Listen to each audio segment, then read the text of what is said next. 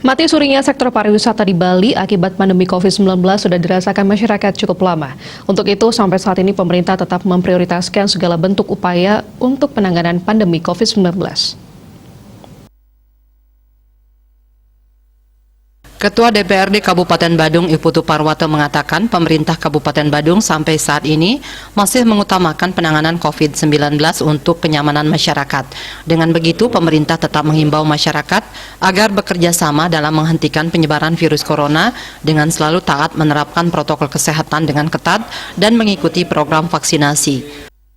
Nah, tapi di dalam rancangan KUPA yang disampaikan, ada prioritas yang harus diselesaikan oleh Pak Bupati dan 11,6% untuk kesehatan.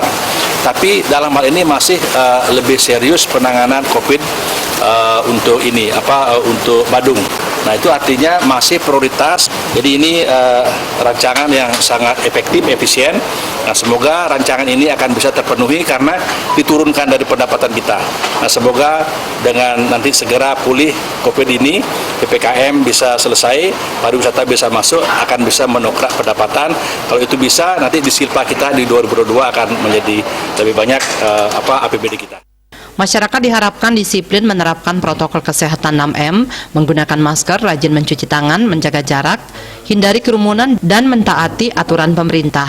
Mendukung pemerintah dalam menyukseskan vaksinasi sehingga mampu mempercepat pemulihan ekonomi. Eka Yana dan Saputra Bali TV.